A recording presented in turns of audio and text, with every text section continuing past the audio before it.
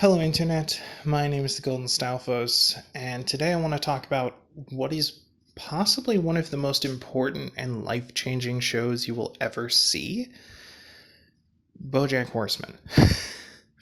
Now, I understand if you, like me, find that statement hard to believe.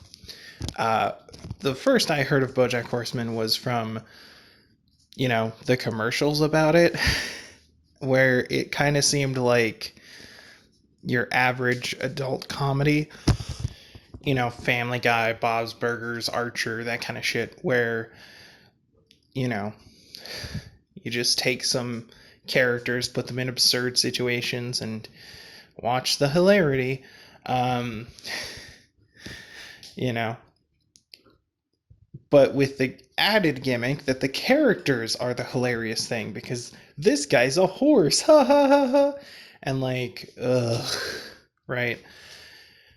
But as it turns out, that marketing is completely fucking false, and that's not at all what BoJack Horseman is or what it's about. So, okay.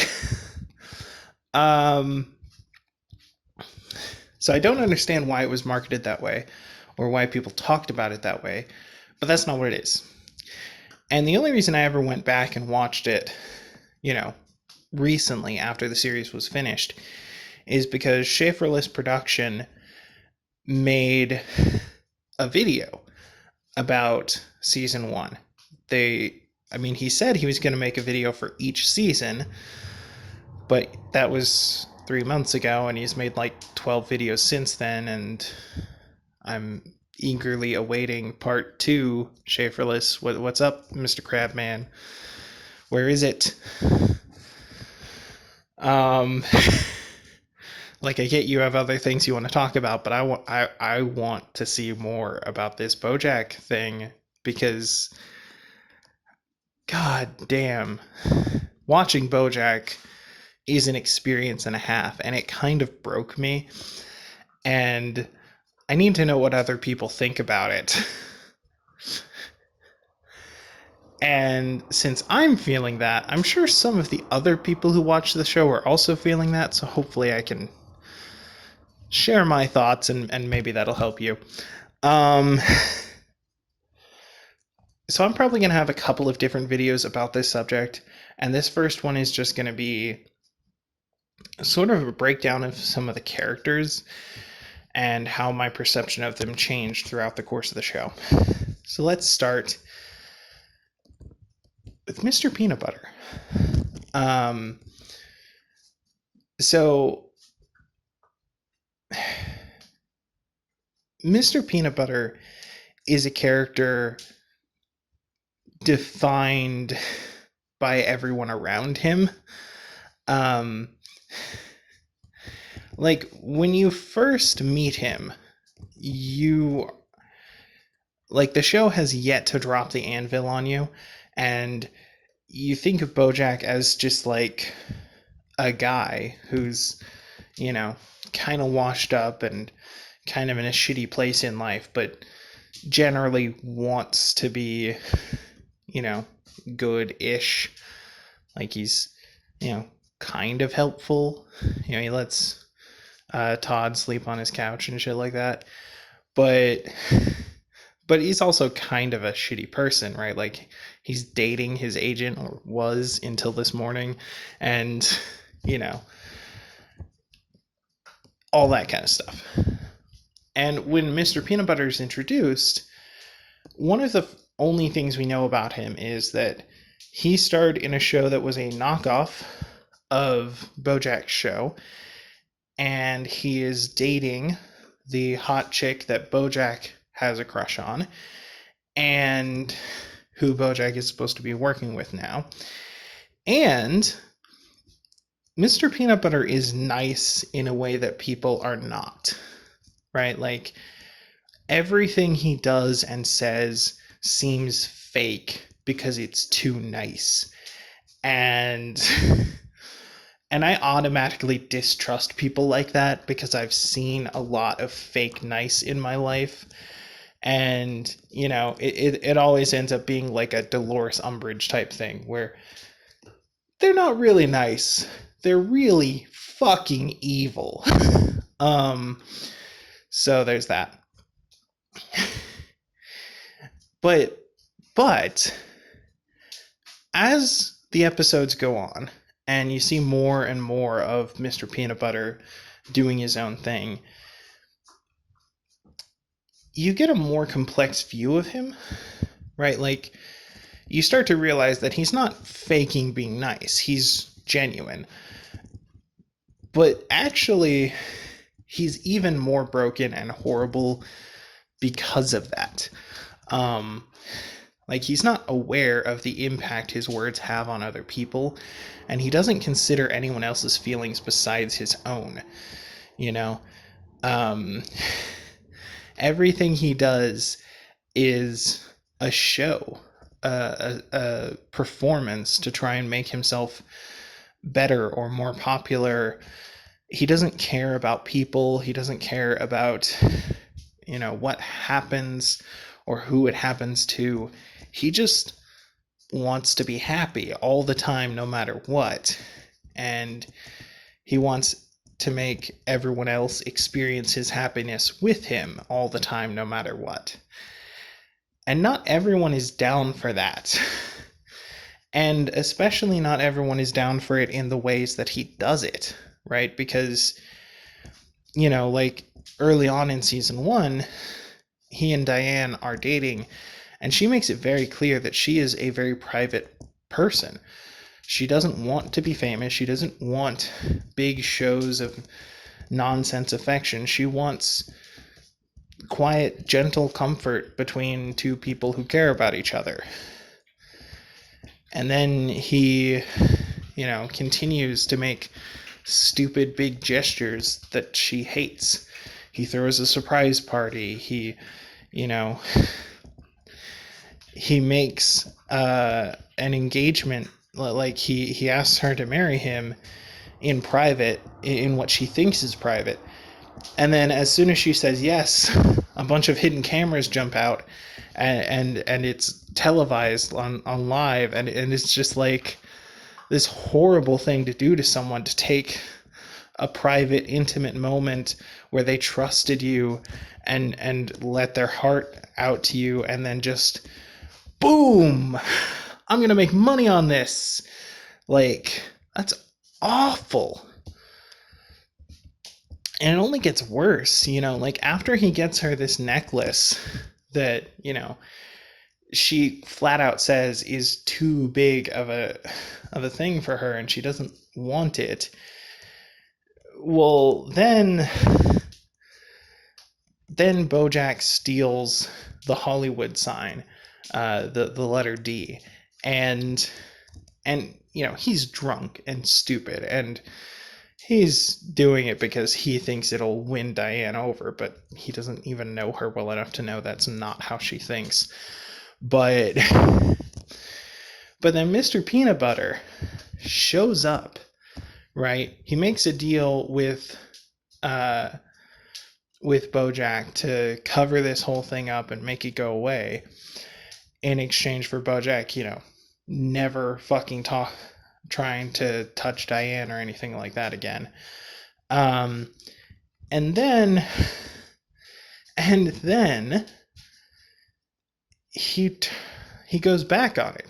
He turns around and takes credit for it, and admits or like says that he stole the Hollywood D to prove his love for Diane.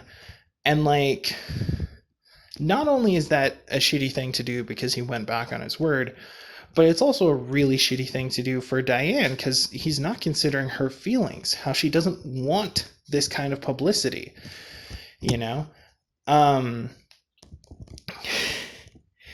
and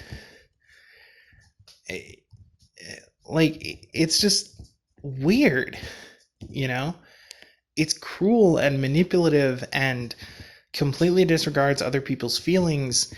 And that is the trend we see for Mr. Peanut Butter throughout the entire saga. Like, he is truly, unabashedly, always happy, always up to try something new, always out to do something fun. But he never considers how these things affect other people or whether or not it's good. Like sometimes it's played off as a gag, right? Like he has this accountant who is always telling him, hey, stop spending money on stupid shit. Like we've got a budget. You can't just buy 5,000 spaghetti strainers for no reason, right? And despite all of that, he just continues on, you know? And sometimes it's even worse than that, right? Like him and Todd have this absolutely stupid idea to build a Halloween store in January. Halloween in January, right? And so they open a storefront, but they don't finish building the store. And they just leave the door unlocked and don't give a shit. And so every once in a while, someone will walk in there and immediately fall to their fucking death because there's no floor. There's just a 20-foot drop to the cement down below. And like, that's awful. It's horrible. And Mr. Peanut Butter doesn't care. He doesn't know. He never even checks up on this old project, never remembers it, never cares about the people who have died because of it. And it seems like nobody does. And he's just like a horrible, inconsiderate person. He wants to be friends with everyone. He wants to be, in love with everyone, but he's so broken and hurtful to other people that he can't even consider what might make them happy, what might make them want to be with him.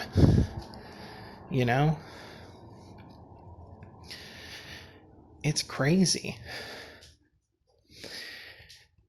And weirdly enough, he's like probably the best character in the show as far as being a human being goes. Except for like Todd. Todd's great. So then next, let's go from dog to cat and talk about Princess Carolyn. Princess Carolyn is a weird one because she is self-sacrificing to the point of self-destruction. And she's constantly at the end of her rope, trying desperately to, to fix everything, to put all the pieces together and make her life work, make everyone else's careers work. Over the course of the show, she goes from being, an agent who struggles to balance work and relationships to, building this huge company where she manages instead of being an agent. And then having a baby and a boyfriend. And well, actually in the last episode, she gets married to her boyfriend. And it's the only like happy functional relationship we ever see in the show, really. I mean, kind of. There are a couple of others. There's a lot of weirdness. She goes on a blind date with a mouse. And at first they're automatically like, oh, whoops, better luck next time. But then they have the date anyway, and it ends up being really good. And then they stay together for a while, and they even, move in and start thinking about having kids and things like that. But she never fully trusts him. Like even though she moves in with him, she still keeps paying rent on her old apartment so that she can go back to it if she needs to. And she's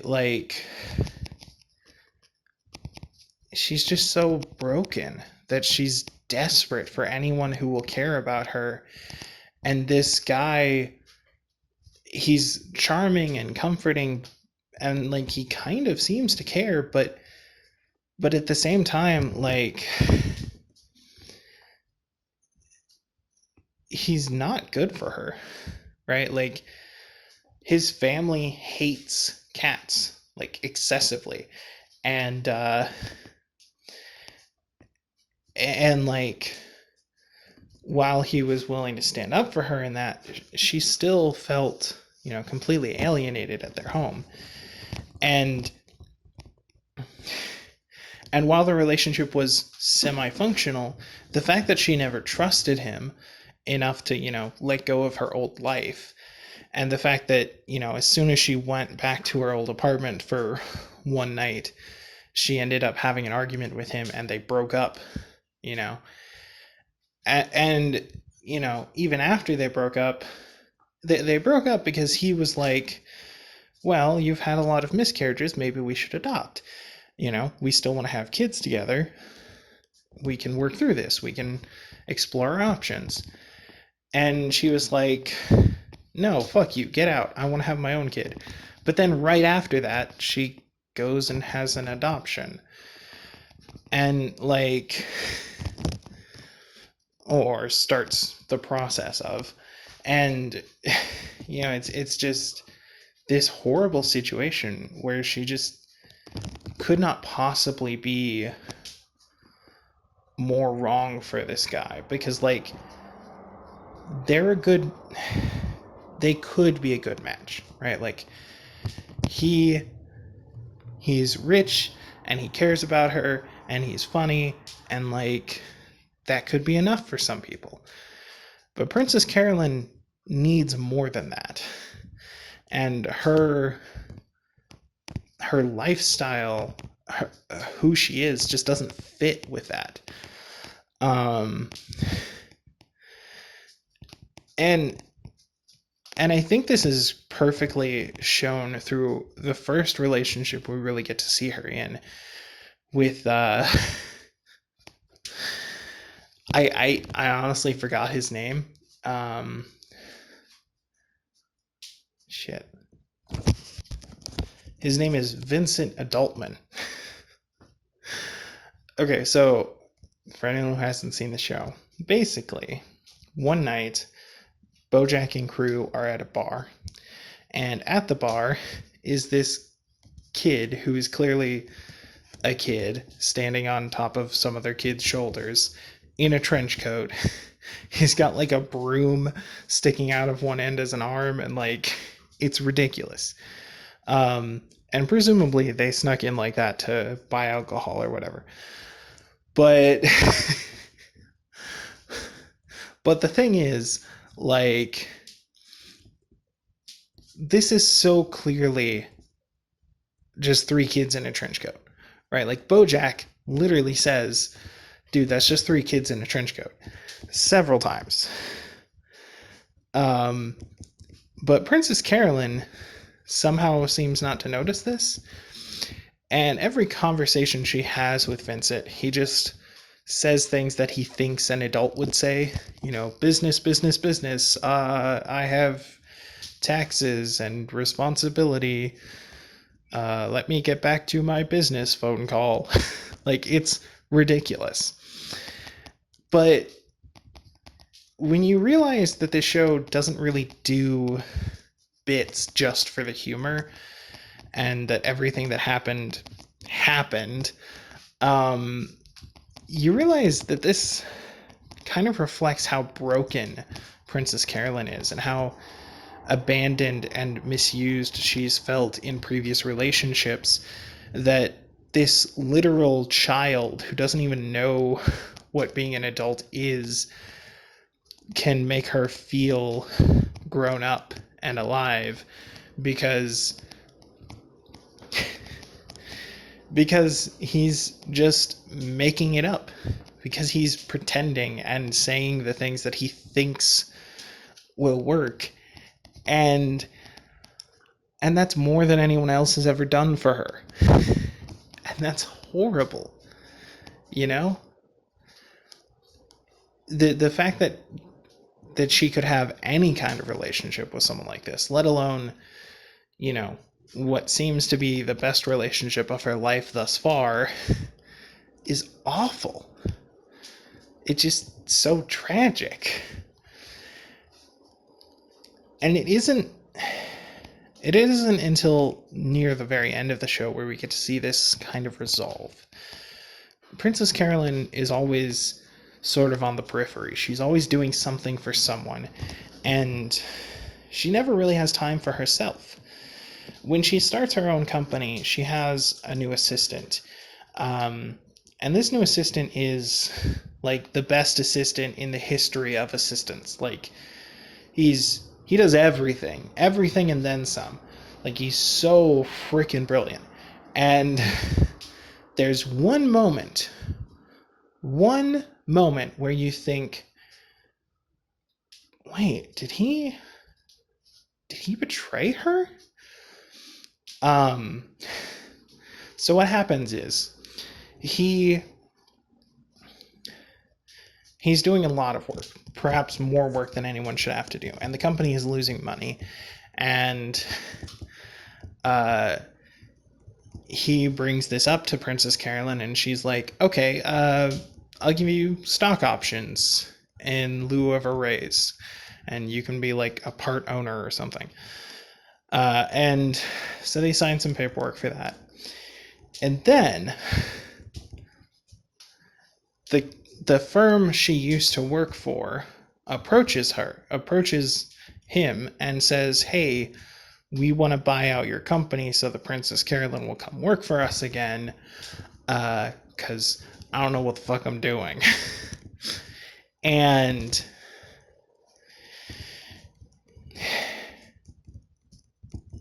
that's it. That's the cliffhanger. He just takes the information, and we don't see him do anything with it. And the story goes on, and they're able to save the company and make a big film and all that. But you know, there's still the lingering question of how, how can they keep going? And would he have sold to them if this production had fallen through? And a couple seasons later, this finally comes back, and Princess Carolyn finds out about it, and she's furious. And at first, he tries to defend himself and say, well, yeah, I heard what he had to say, but I decided not to do anything with that information because I knew you wouldn't want to sell to him, and look how successful we are now. We didn't need to do, right? But she still freaks out about it, and she fires him, and she spends the next 2 seasons with, like, the worst assistant ever. Like, I don't know why she doesn't replace him. Like, they could do a joke where she gets a new terrible assistant every episode, but they don't. They just keep the same one. I don't know. And it all finally comes to a head when there's this strike. All the interns and assistants go on strike and refuse to work until they get better working conditions. And it does this kind of dramatic thing where the entire city of Hollywood just stops functioning because of this. And, and so then they have some negotiations, and at first they're just sort of, circumventing the issue by taking out the leadership. But then she's like, wait a minute, maybe we should be treating them like people, like, they are people, right? And so she calls in Judah, the guy, and he becomes the lead negotiator for the interns. And of course, he's amazing, so he manages to get them, like, basically all the terms they care about. And the world goes back to more or less as it was. And then he comes back to work for her. And then they fall in love finally.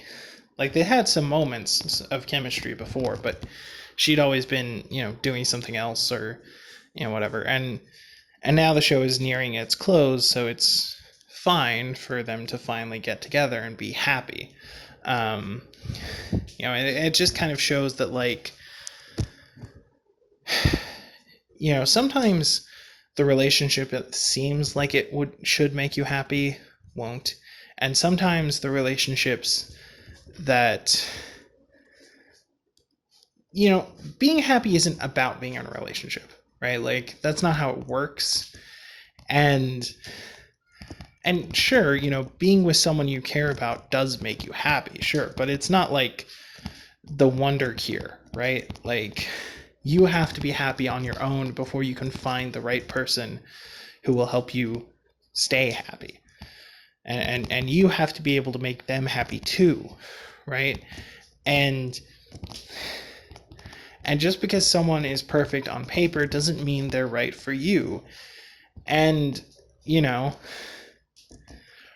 I didn't even talk about the other two defining relationships that Princess Carolyn goes through.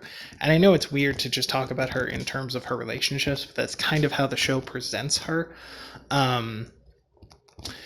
So she has, while she's working at the firm as an agent, she has a relationship with her neighbor who's on the floor below her, who is also an agent.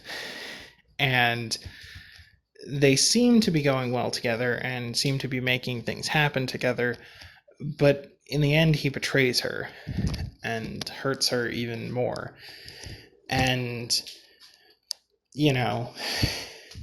that kind of gives her the impetus to start her own company and say, fuck you.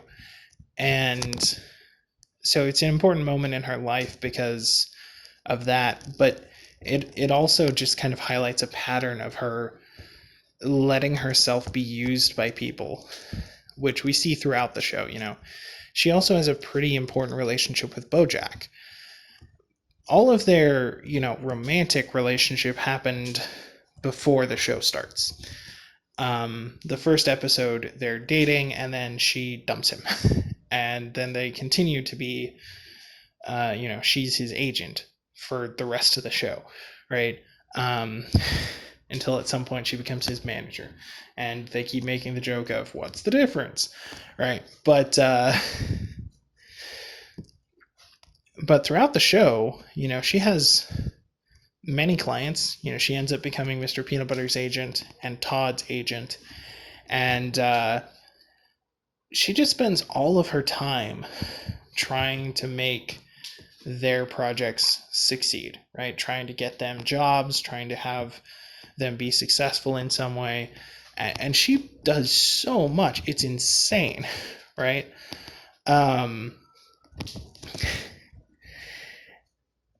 And the problem is that, when it comes right down to it, there's just no hope for her in that scenario. She's always doing something for someone else, and she never really has anyone who's willing to do anything for her. And when she goes back to her hometown to look at an adoption candidate, she's reminded of that. She sees all of the people from her past and is reminded of the life she lived and what could have been, and how awful everything was, and how much people used her and tossed her aside, and then she just moved on and kept letting it happen over and over and over again. The one meaningful keepsake from her mom is fake. She used it to manipulate her, to keep her from succeeding. It's heartbreaking and awful. And And you just see, like, throughout the series how far she goes, you know. And I think her interactions with Bojack are the most interesting because they're both broken people. I'll get to Bojack in a minute, but they're both broken, right? And you know, they have like this codependent setup where like he needs her to function as an adult, and she needs the validation of taking care of someone in order to feel like she's not a failure. And that's not healthy in any way, but that's how they get on. And most of the time it's just a professional relationship, but every once in a while they'll sit there and they'll have a moment of introspection and they'll talk about their old romantic relationship, and they'll say something like, you know, I really did love you, and you know, yeah, I did too, but we just weren't right for each other. Yeah, I know.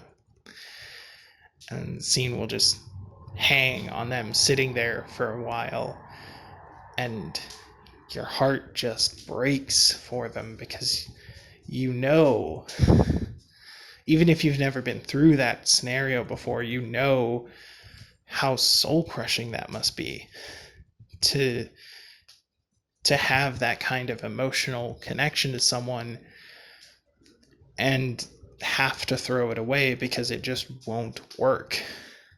It's awful. And I think it's good that she's like the only character who gets a true happy ending. Well, Diane kind of does too. But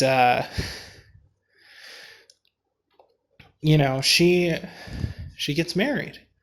You know, she has a kid, she owns her own company, she gets married, and she's working with better clients than Bojack. And she gets married to a guy who's perfect for her, who actually complements her personality, right? Like, he is meticulous and intelligent and constantly doing everything that needs to be done, kind of like she is, you know? And the cool thing is that they, you know, they connect to each other, right? Like, they rely on each other to get things done. And that's great. You know, Princess Carolyn has never had someone she could depend on to do something for her until Judah. And now she has him forever. And that's really great for her.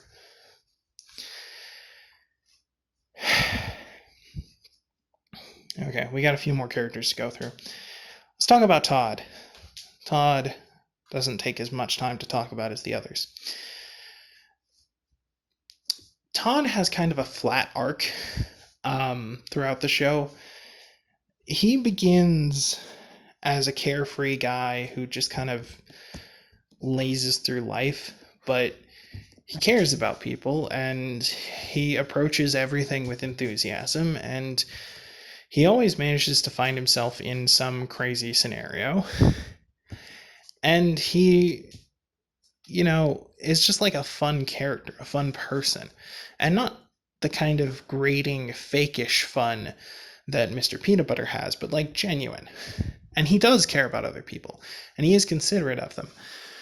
And, you know, you can see that over and over again. And you can also see how it hurts him when people aren't considerate of him. And, like, he's just a person, like a genuine person.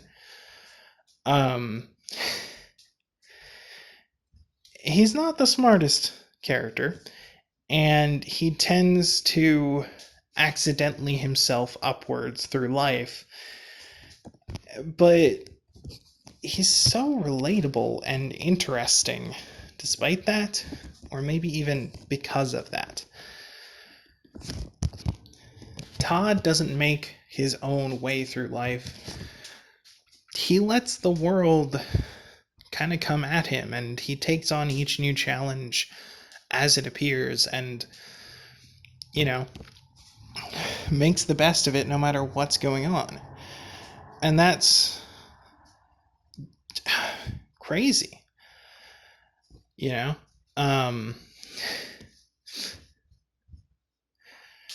So, yeah.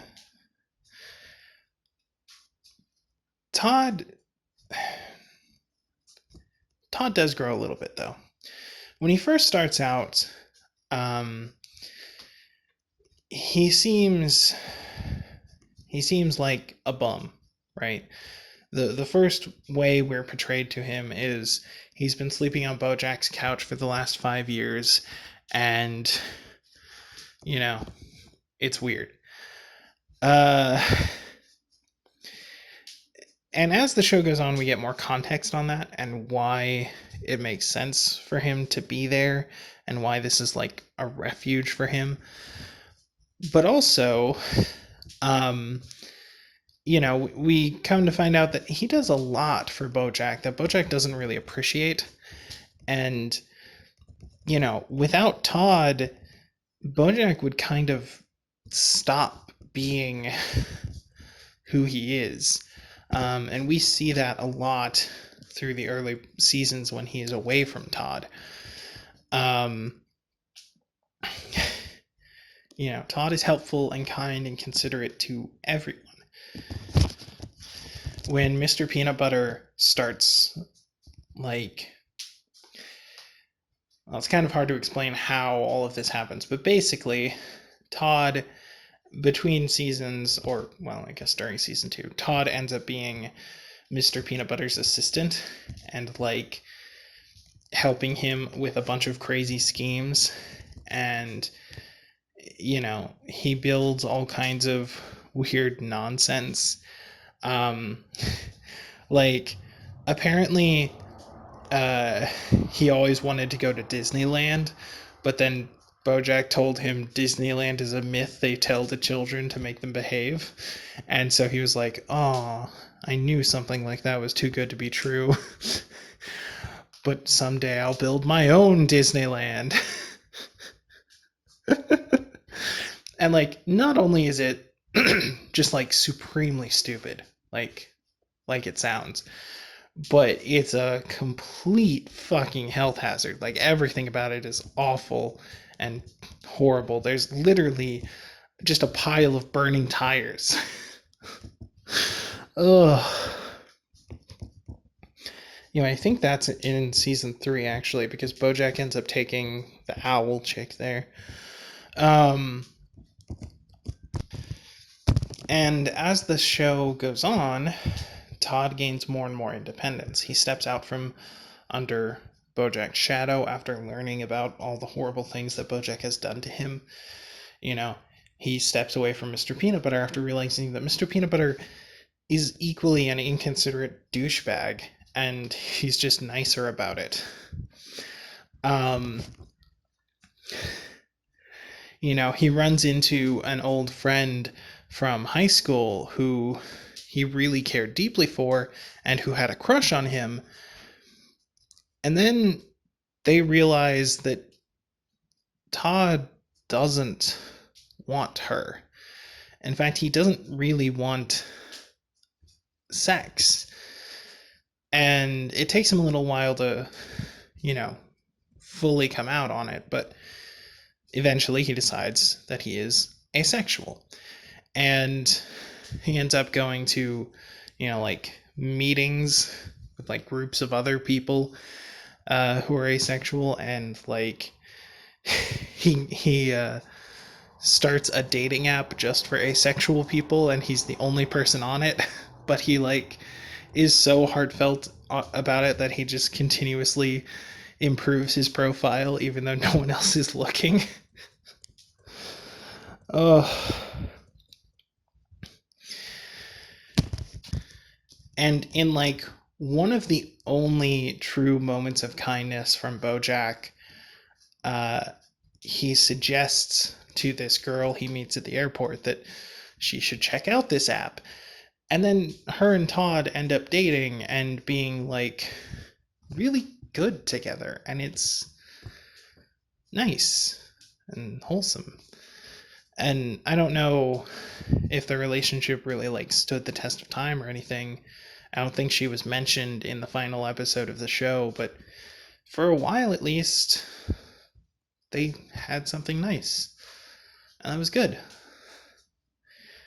And Todd, like, he doesn't really change as a person. You know, he just gets to a point where he isn't willing to take any more shit. You know, he stops supporting Bojack after a while because he realizes that Bojack is never going to change. And when Bojack finally does change, he finally becomes a good person. There's this moment that undermines it where someone tries to bring up, you know, his past and his previous mistakes, and Bojack starts freaking out about it and trying to figure out what he should do about it PR wise. And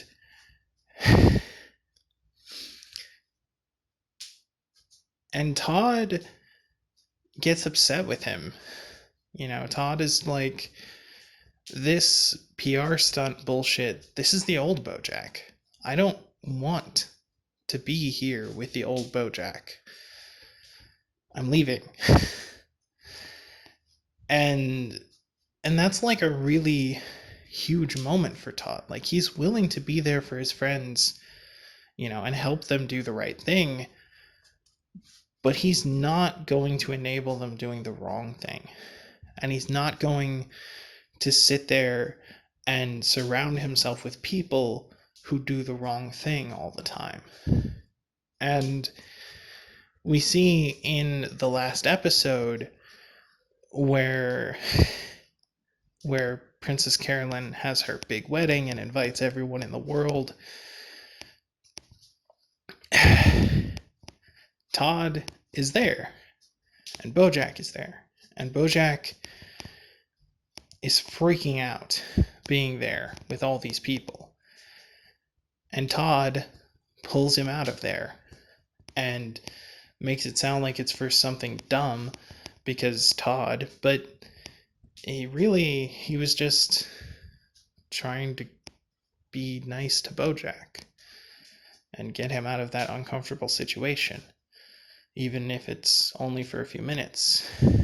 And the fact that someone like Todd, who's been, you know, through so much, so many ups and downs, so many crazy adventures and horrible tragedies, so much heartbreak and betrayal, and the fact that he can still be there for his friends and still, you know, be a kind and considerate person and still have, you know, a carefree view of the world while also, you know, not letting himself be used or hurt anymore, it's incredible.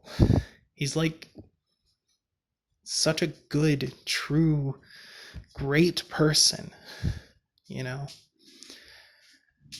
And Todd is the character most deserving of happiness, by far. And he's the character who most earns his happiness. And who's most willing to accept it, you know? So, yeah. Go Todd. Team Todd all the way.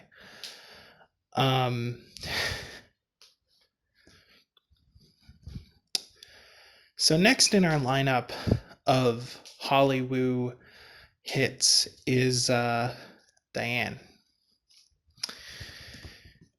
Diane is really, really weird.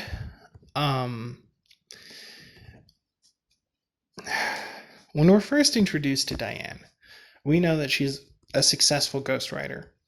She wrote a book about Secretariat that sold pretty well, and she's been hired to write this book about Bojack that also ends up selling very, very well. And because of these two things, it's surprising to us as the audience that she's dating Mr. Peanut Butter, who seems to just be an idiot, washed up comedian just like Bojack. And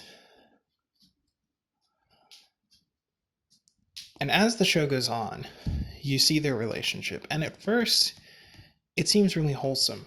I mean, there's obvious signs that Mr. Peanut Butter isn't as considerate as he should be a lot of the time.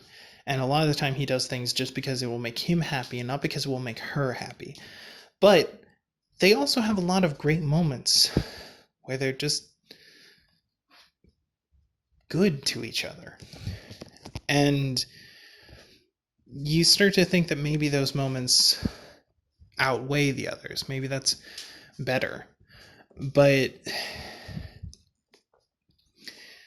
it kind of just progresses, They get married and the big stunts increase. The craziness increases. Mr. Peanut Butter starts running for governor for no reason, like just because it's a popularity contest and he wants to be the most popular. And in order to do it, he teams up with his ex-wives, who obviously Diane doesn't want to see him spending time with all the time. And nothing happens with his exes. He doesn't seem interested in them at all. But,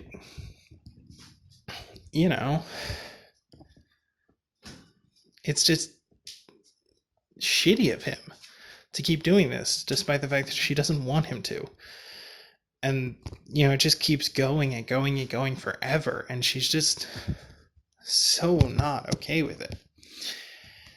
And eventually, he makes one really big, really crazy gesture that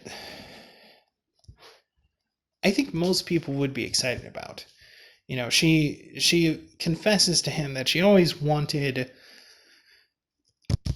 an in-house library like Belle had in Beauty and the Beast. And she always thought it would be so cool to have that. And then when she comes home a few days later, Mr. Peanut Butter surprises her with this huge fake library, full of fake books, because he didn't want to get a bunch of real books, I guess. And she dumps him because, well, and I know that sounds a little bit crazy, and maybe it is, but, she wanted that as a fantasy in her head, this perfect childhood dream that would never be, but would also never be spoiled. And now that it's here and it's real, it is spoiled. It's a facade. And it's, this huge fuck off symbol in the middle of their house of how she'll never be comfortable. She'll never be the master of her own destiny because Mr. Peanut Butter will always do the big thing for her. And she doesn't want that. So she leaves him.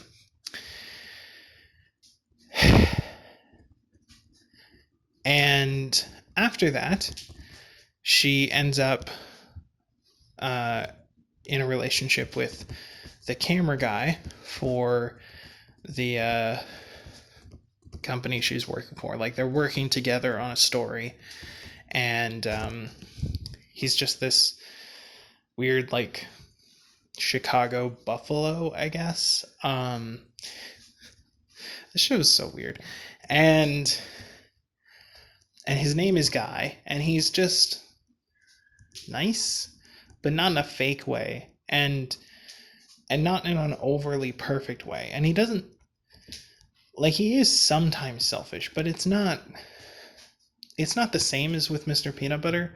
Like, Mr. Peanut Butter is selfish to the exclusion of all else, and only thinks about himself and his own happiness. But Guy is just like accidentally selfish because he kind of assumes that other people will like the same things he does.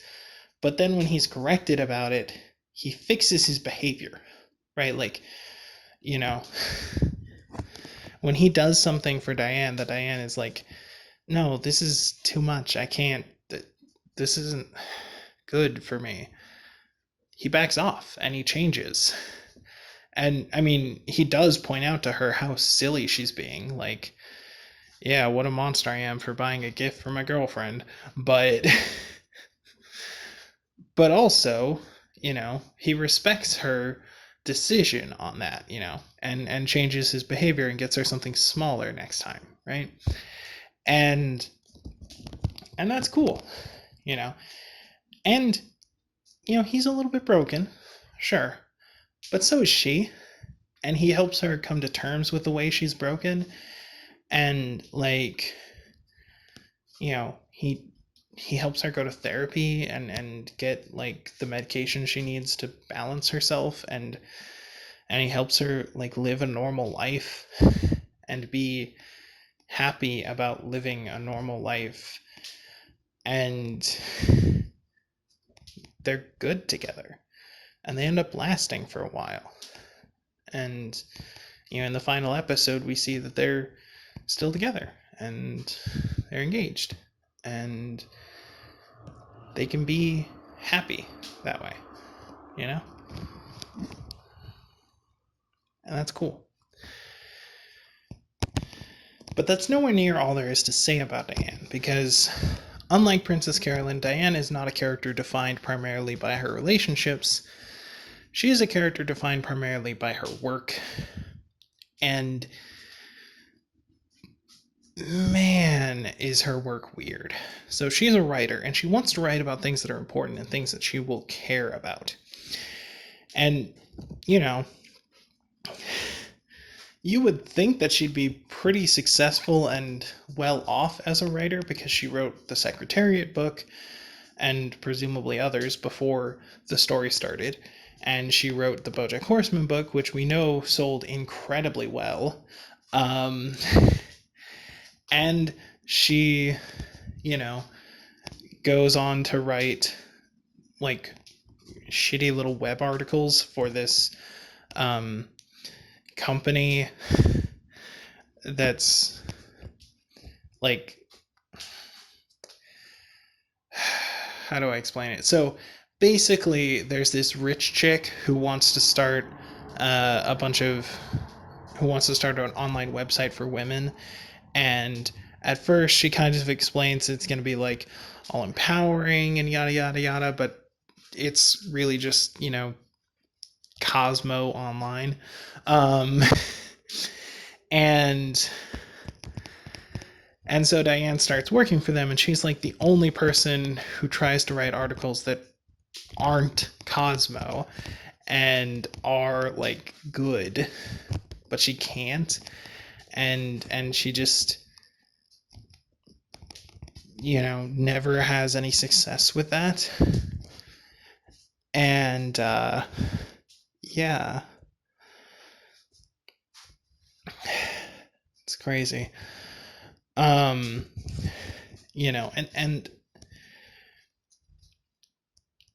the thing is, we see her pursuit for doing something meaningful and how it kind of destroys her throughout the show.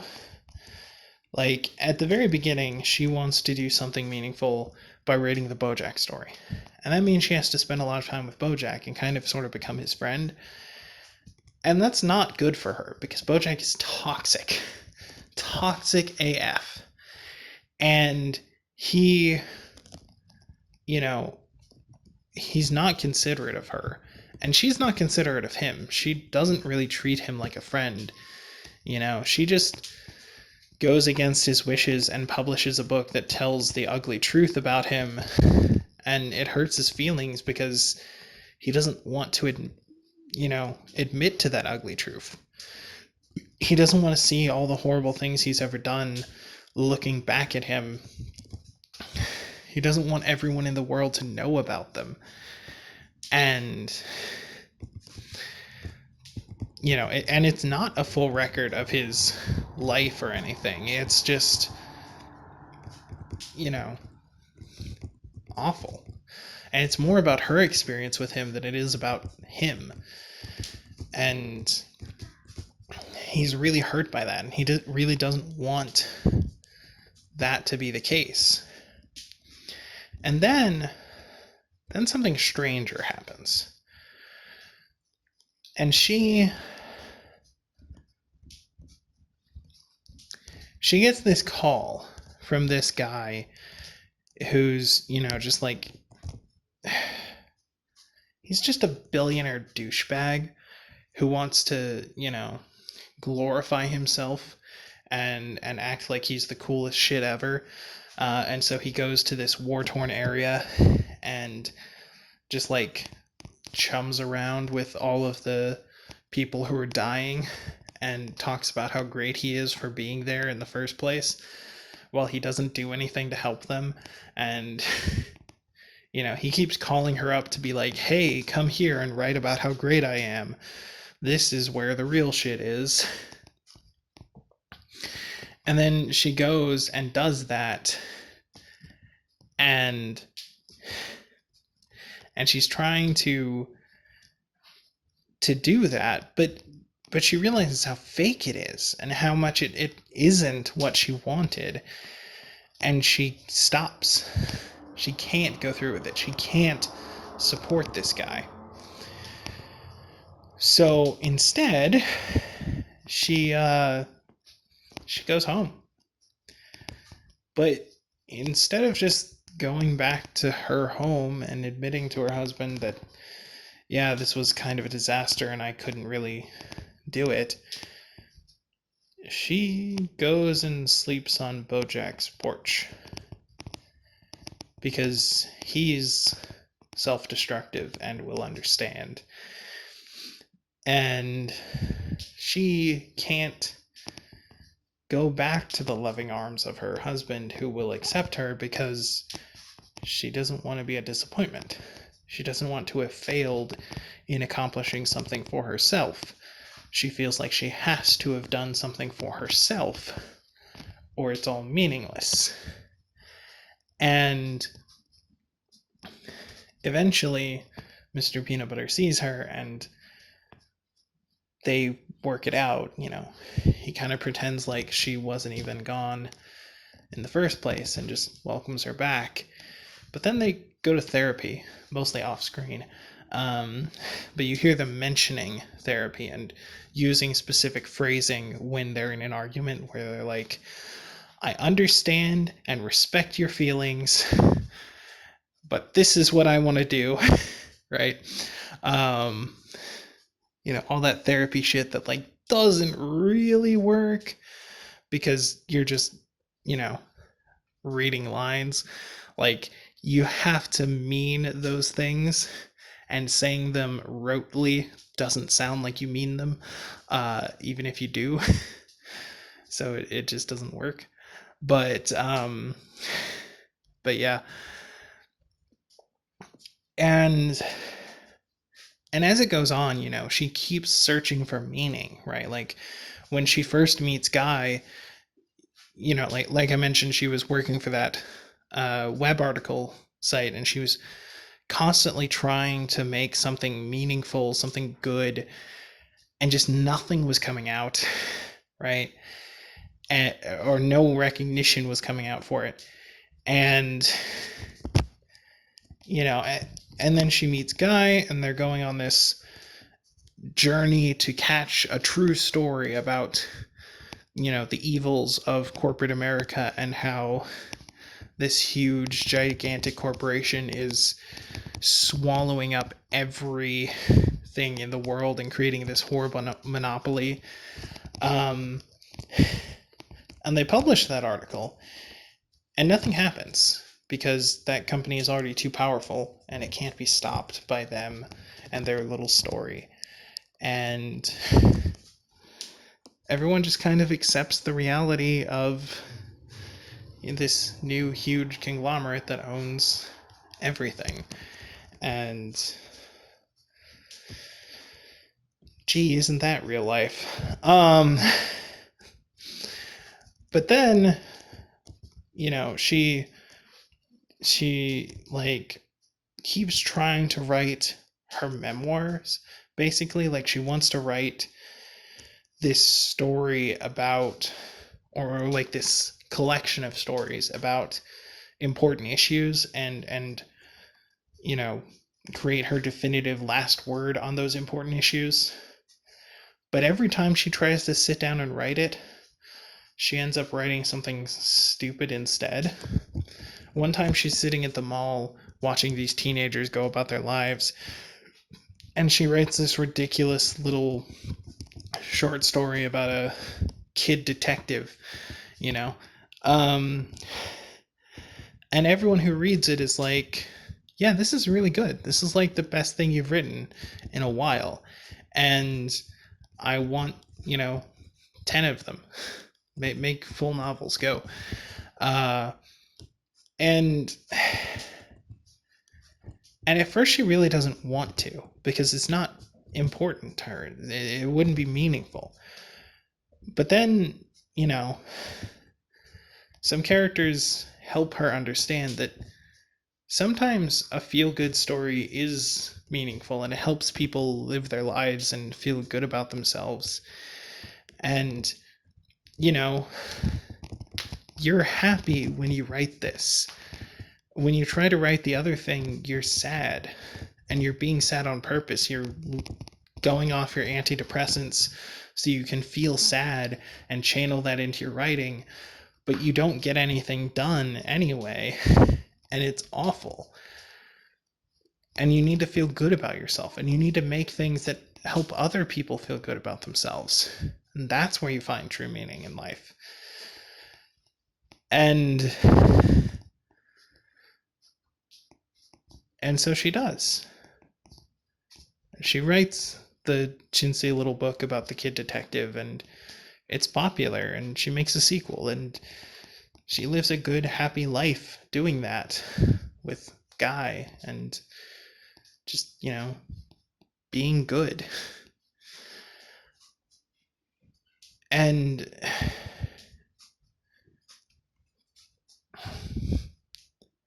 it's crazy, honestly, to me, to think, well, for a couple of reasons. So one, this show is kind of the memoir she was trying to write. And I don't think that, her book could say anything more impressive than what the show says on its own. But also, like, it's just really, really important to find happiness in life, to be good and do good things, and not necessarily worry about being important or doing the most important work you could do, but doing work that makes you happy, that makes you feel good about your life, that kind of stuff. So that's really great.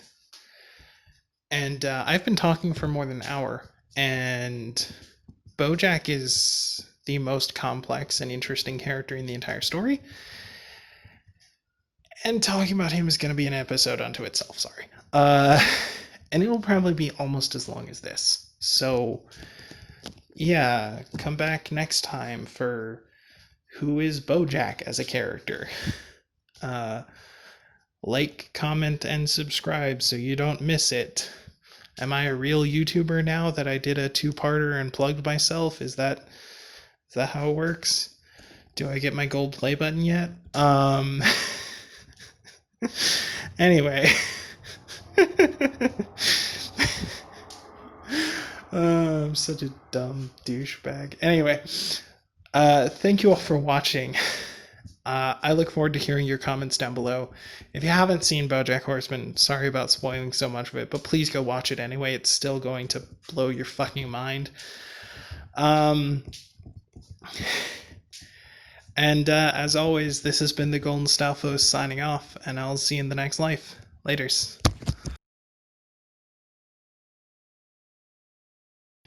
Okay, end card time. I'm supposed to tell you to like, comment, subscribe, all that stupid YouTube shit. There's a bell thingy, whatever. I have all the social media stuff: Facebook, Twitter, Twitch, YouTube. Mostly I use Facebook and Twitter to tell you about my Twitch and YouTube uploads. I've got a Patreon, but Patreon is one of those things where people who can afford to throw away money give money to people who can't. And so if you can't afford to throw away money, then you shouldn't be doing that. And if you can afford to throw away money, consider charities. There's a pandemic, there's global warming, there's millions of people in the world who don't have toilets, which is just awful. So I've linked a few charities in the description down below in case you're interested in that. And if you can't donate money to a charity, consider donating some of your time, because that's also very useful. And yeah, thanks for watching. Bye.